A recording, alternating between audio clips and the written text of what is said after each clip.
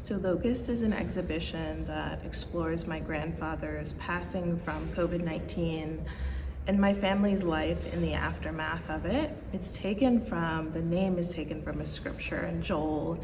It's really a scripture about restoration. It's about kind of God restoring land and humanity after a plague of locusts. I think that locust is kind of a metaphor for the pandemic and the years that we lost many lives. Economically, it was a very troubling time, and socially we were very isolated and alienated. And so kind of thinking about what is after this? What is after this moment? What do we have hope in, even if there is significant loss? And so that is why I've taken these images to think about grief, but also what comes after that. And where do you see yourself in this exhibition? Do you feel like it's the whole exhibition or certain parts of it? You know, since you are documenting your grandfather, but also your family, where's that vision at?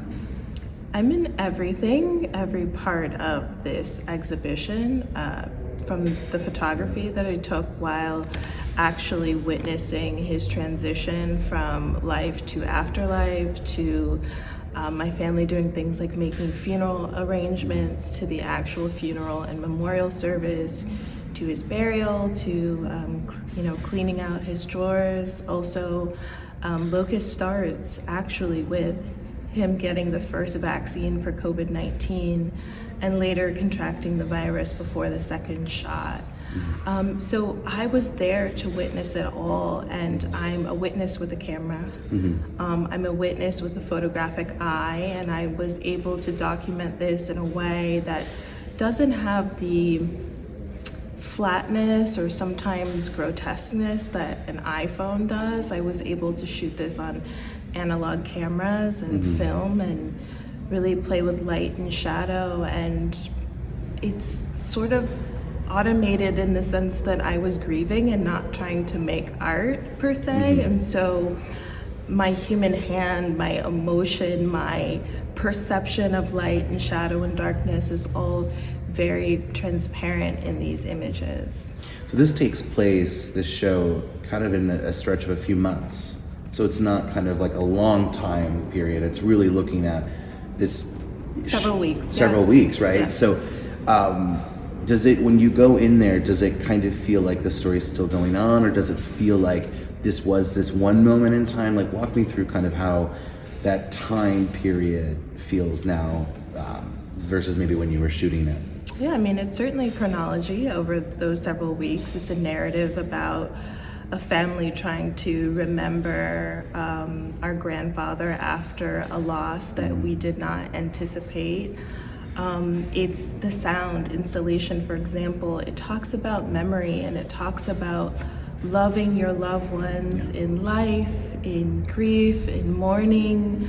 And so it really has this quality of reverence to my grandfather, the significance and gravity of the pandemic, but also how do we use images to grapple with tough topics and conversations. And COVID-19 is still very real. We're still dealing with it. We are still kind of in the pandemic. And so how do we have these urgent images that don't shock, that don't make us feel totally alarmed and hopeless, but rather helps us think critically about what we've lost, but also what restoration can look like in the aftermath. And I've heard there's a lot of people here at the museum who have walked in and, been personal emotions, personal stories, like it's really hit them from the gate. Do you think that is purely just the subject matter, or do you think that there's something else that is kind of activating people when they're visiting Locust to kind of have that moment, that momentarily of that recollection, that sorrow, or those complex emotions? We've all felt sorrow and loss and isolation in the pandemic, sure, but we've also had loved ones that we've lost and that we've grieved. And so listening to the sound and seeing the textiles and seeing the images of family, it does resonate with people in different ways. No matter how you lost that loved one, images of someone's journey through that can resonate with you very much. Mm-hmm.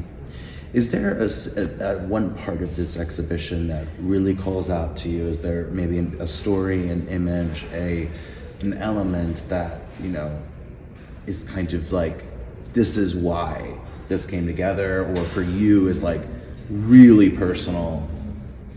Yes, pay attention to the hands. Pay attention to the hands. They tell their own story. And in the Black church or in the Christian church, kind of raising your hand in exaltation is praise to God, but also your hand is how you care for someone. It's how you care for a person that's living, but it's also how you care for a body after it transitions. And so look at the hands, from my grandfather's hands to my father helping my grandfather take off his sweater for the vaccination shot, to my mother at the funeral holding her hand up and praising God, and she's wearing a cowrie-shell bracelet, and the significance of what that means in Black culture and heritage. And so hands are very telling of a person's values, of a person's life, of a person's journey. And so look at the hands in the exhibition, and also this is all done with my hand, the touch of a photographer.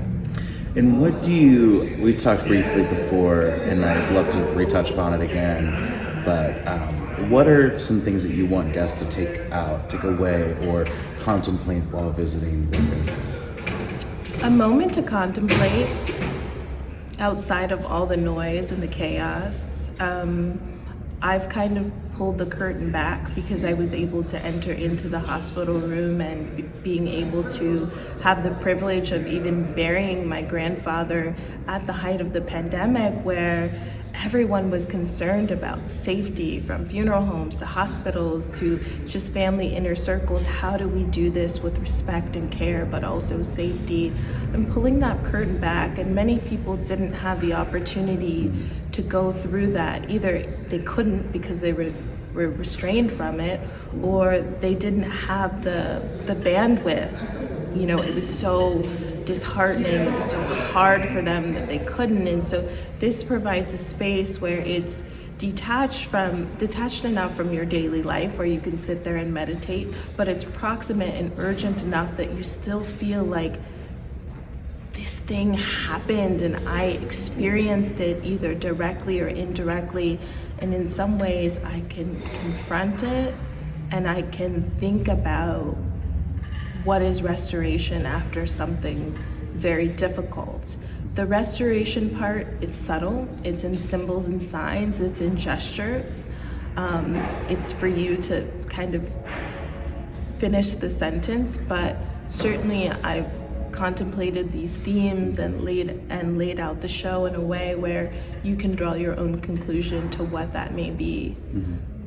So where are you now? What's next? Especially with an exhibition like Locusts, right? You talk about, like, this wasn't planned, right? It just kind of was. I documented. I had this opportunity with a camera, and then down the line it became something. So, is there something right now, or are you, just kind of seeing what happens? I'm looking forward to a lot more work in creative projects. I'm a creative director. I have a visual arts practice. I'm a printmaker. I'm a creative consultant. So I stay really, really busy interrogating life through visual communication, images, texture, print, social practice. And so I'm really looking forward to it all. I don't want to give away my schedule because it might make me a little bit shocked at the thought of how much I have to do, but I'm excited that this body of work is out, and I'm looking forward to people engaging with it. This is its second iteration. Its first iteration was a very small and intimate show at Foothill Galleries in Cleveland Heights. So having it here at Akron and expanding it into a new iteration is very special. And if people want to find out more about you, or about shooting with bullets, where should they go? What are the websites? What are the social tags? Yes, so you can visit my website, amandadking.com. You can probably Google me and find tons of articles. And then my nonprofit organization, Shooting Without Bullets, you can find more information there at shootingwithoutbullets.org. Awesome. Well, thank you so much for taking the time today, and thanks again for this interview. Absolutely.